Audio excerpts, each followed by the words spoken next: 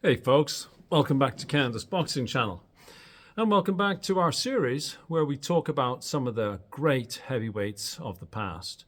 People who maybe people forget about a little bit. In each case, we'll ask, are they overrated, underrated, just about right? And I'll ask, where do you think they fit into an all-time list?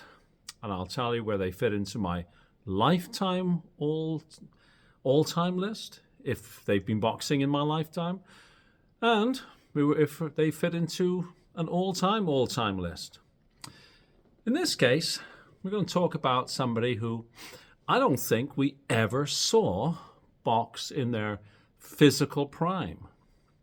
A man who absolutely destroyed the heavyweight division, who was denied a championship opportunity, repeatedly denied a championship opportunity, hated, and I think that's the right word, hated by white American society, was viewed as somebody who should be allowed nowhere near the heavyweight title. A man who had a professional boxing record of 54 fights, 50 of which he won, 39 by KO, and the 4 losses, I think one can quite fairly put a question mark against.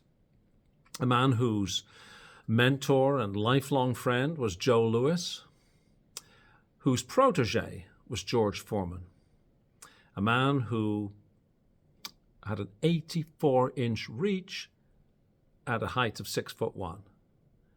A man who had a fist that was measured, and I think it was 14 inches, maybe bigger. He had to have custom-made boxing gloves. And it was said if he hits you in the face, his hands were so big, it hits your entire face. Well, if, like me, you're a fan of boxing, you already know who we're talking about. We're talking about none other than the great Charles Sonny Liston. Now, Sonny Liston is a guy we don't know how old he was. I've seen various years, 1928 through to 1932, and if you read some other material, you can possibly go back pre-1928. So it could well be the case that we had a guy in his mid-30s destroying the division, maybe even older. We simply don't know. It remains a mystery. I think the 2 dates that are most commonly talked about are 1928 and 1932. Anyways, Sonny was born in Arkansas. He had a childhood that was impoverished and brutal, even by the standards of the time. Seeking a better life, he moved as a teen to Missouri. He gets into trouble. He's jailed in 1950 for robbery and assault. He's sentenced to 5 years in the Missouri State Penitentiary, where he takes up boxing, where his physical attributes and natural skill makes him a standout. In those days, wardens and prison officers would encourage fighters to fight against other fighters, for their own pleasure. Sonny Liston gets released in 1952, so he gets out of jail early, and he gets hooked up with management that are mob associated, but he turns professional in September of 1953, and he wins his early fights.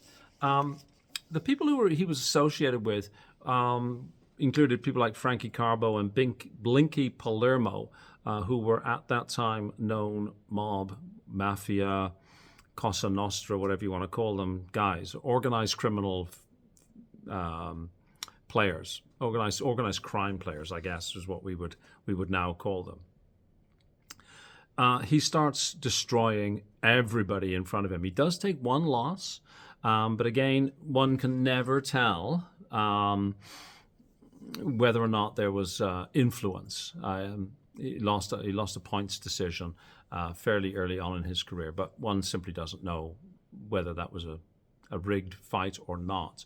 Most of the people he's knocking out, he is just walking through. In 1956, he gets into trouble again, this time for assaulting a police officer in St. Louis. He gets jailed again, and he gets a ban imposed upon him. He relocates to Philly and resumes his boxing career in 58. Now, from 1958 to 1962, he completely walks through the division. Now, there isn't really a modern comparator. You'd have to take somebody who would destroy every one of the top 10 named fighters that you could think of today, comprehensively thrashing them, and that just doesn't happen, right? But it happened with Sonny Liston. Let's look at 4 or 5 of the people he did beat during that cleaning out of the division. In 1959 and 1960, he beats Cleveland Williams. Now, this is not the same Cleveland Williams who Ali beat in the 66 or 67. I can't recall which offhand. It's the same physical human being, but it's not the same fighter. Cleveland Williams, who arguably is one of those guys who is one of the best heavyweight champions that never was, had been shot by the cops, and when he came back and he was fighting Ali, he wasn't the same guy. But when he fought Sonny Liston, he himself was a fearsome fighter with a tremendous reputation. The fights were expected to be very competitive. This was going to be a real test for Sonny Liston, this convicted felon that America hates, doesn't want to go anywhere, doesn't want him to go anywhere near the championship. Cleveland Williams was expected to give Sonny Liston a real test. Sadly, for Cleveland Williams, it wasn't a test for Sonny Liston. Cleveland Williams knocked him out in the 3rd round of their first fight and in the 2nd round of their rematch. He'd taken some punches, again from Williams, who was no slouch, but had no effect on Sonny. Sonny was just too much in every regard for Cleveland Williams. Nino Valdez, 1959. He was a Cuban heavyweight, again, very physically imposing, expecting to give Sonny Liston a hard fight. He'd been a contender, top contender for quite some time. He was no match for Sonny Liston. 3rd round stoppage. Roy Harris was a former title contender who had taken Floyd Patterson to the 13th round. Not the case with Sonny Liston. Sonny Liston knocks him down several times before finishing him off in the 1st round. So these aren't close fights. These are just merciless beatdowns. Zora Foley. Now, Zora Foley, again, is a guy who ends up fighting Muhammad Ali in the 60s. Zora Foley, a very, very good fighter. He was a technical fighter, a very good counterpuncher. But Liston was, again, all pressure, all the time, just too much for Zora Foley, and he knocks him out, this time in the 3rd round. And Eddie Macon, 1960. Now, Eddie was a Korean War vet, very, very good boxer, highly skilled, could take a beating, probably, again, like Cleveland Williams, one of the best heavyweight champions that never was. So we're not talking tomato cans, we're not talking cab drivers, we're talking quality opposition. So Eddie Macon takes him the full distance, which shows that Sonny wasn't just a brute who could knock people out in 1, 2, 3 rounds, but he could actually box. And it's a very good fight. It's well worth watching. Sonny is clearly the winner. Now, by this time, everybody is saying, like, Sonny Liston, is he the greatest ever? I mean, why doesn't he get a world title fight? Well, the media were so against Sonny Liston. They referred to him as somebody who you shouldn't fight, but you should be hunting, as though he was an animal. And they referred to him in ways that would simply be totally unacceptable now. Not just, the racist kind of language that was sadly almost commonplace in those days, but really vicious ad hominem attacks on him. This is, of course, a different era, and to be entirely fair, Sonny was a convicted felon. He'd been pulled in by the cops over 100 times. He'd been arrested a dozen times. He fought with cops. It took 12 cops once to take him down. In one instance, he turned a cop upside down and put him in a trash can. So, I mean, he was a product of his upbringing and his own social circumstances. But he was also a nasty, vicious man in every regard, especially when it came to authority figures. Now, interestingly, Sonny loved kids and was thought to be a really gentle human being away from authority figures who were trying to arrest him and boxers who were trying to beat him. So, it's an interesting fellow in many respects. Eventually, there is a public outcry and, come on, we need to see Sonny Liston fight for the world heavyweight title, which of course was held by Floyd Patterson. Now, Floyd Patterson was no slouch. Floyd Patterson, Olympic medalist, the youngest man ever to win the world heavyweight title, the first man to regain the world heavyweight title, trained by Cus D'Amato. But of course, Cus probably knew that his fighter, Floyd Patterson, would be no match for Sonny.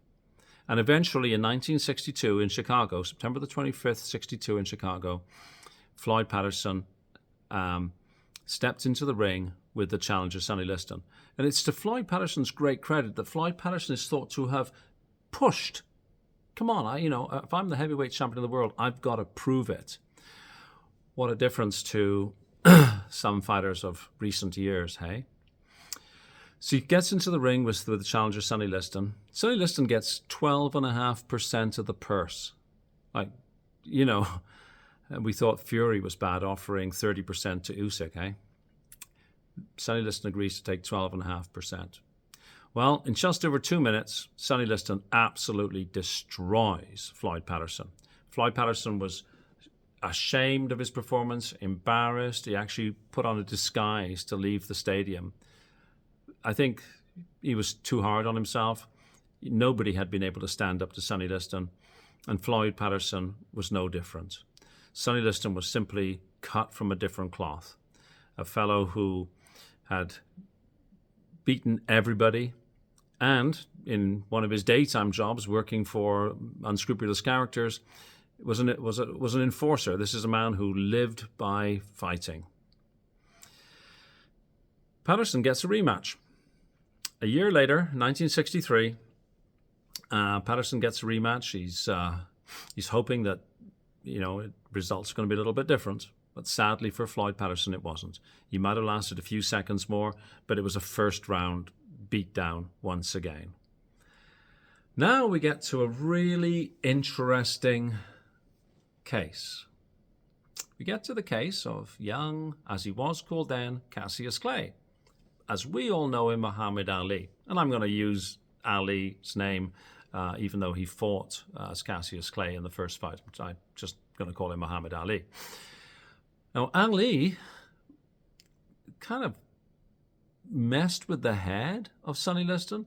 He seems to be the first person who wasn't at least obviously intimidated by Sonny Liston, though there is evidence to suggest that at one time in a casino, Ali was actually really frightened by Liston, because Liston, Ali was sort of acting, and Liston wasn't. Liston was a killer. Let's not get away from this. But anyhow, there was a slight delay in the fight, which may or may not have affected Liston's training. But in the first fight, Ali is too fast. I mean, nobody had seen it. Ali was a heavyweight version of Sugar Ray Robinson, right? And whether it was because Liston was frustrated, whether it was because Liston really did injure his shoulder, whether it was because of influence of either the mob or the Nation of Islam, or the black Muslims as they were called at that time, Sonny Liston withdraws at the 6th round, claiming a shoulder injury. It's a strange turn of events. If you look at Liston's fights, and then you look at the first Ali-Liston fight, Liston doesn't seem the same, at least to my eye. Now, is it because Ali was so good? I mean, Ali is one of my all-time favorite fighters, and Ali was, throughout the 60s, practically untouchable. But was there something else? I don't know. There's a second fight with Ali. Now, the second Ali fight is even stranger. It's refereed by Jersey Joe Walcott, who we will remember almost beat Rocky Marciano, but for the introduction of Susie Q in the 13th round. But Jersey Joe Walcott seems completely at sea. He fumbles the count. There's all sorts of controversy in the ring. Not least, there's the magic punch, a short right hand from Ali that knocks out Liston. No matter how many times you look at it, it's hard to see that that shot would have put down Liston. Again, there was controversy about whether or not there was mob influence. The Nation of Islam, was there going to be an assassination attempt? There's all these sorts of things. And at this point, I want to recommend Paul Gallander's book, and it's called, what's it exactly called? I think it's called The Truth Behind the Ali Liston Fights. Anyway, the author's name is Paul Gallander. And I feel bad because I can't remember the exact title. I've corresponded over the years with Paul Gallander. It's an excellent book. I strongly recommend, if you're interested in the Ali Liston fights in particular, that you go and read that book, Paul Gallander. Anyhow, Ali retains his world heavyweight title. He beats Sonny Liston second time round. And it's one of Ali's many claims to fame that he beat Sonny Liston, right? To the end of his career, his claim that he beat Sonny Liston was one of the cornerstones of his legacy, right? Now, Liston doesn't retire. He goes on. He has another, I think it's 15 or 16 fights. He loses one. He wins all the rest by KO or TKO. His last fight's in 1970 when he knocks out Chuck Wepner. But here things get really, really dark, because in 1971, Sonny Liston is found dead in his home in Las Vegas. Now, the official cause of death was, I think it was like a heart failure, lung congestion, but they found heroin in his system. Apparently, the powers that be would have us believe that Sonny Liston decided to inject heroin into his body. Sonny Liston was apparently famously terrified of one thing and one thing only, and that was needles. So it's very odd that somebody who had such a phobia about needles would decide to inject himself with anything, let alone heroin. We simply don't know what happened.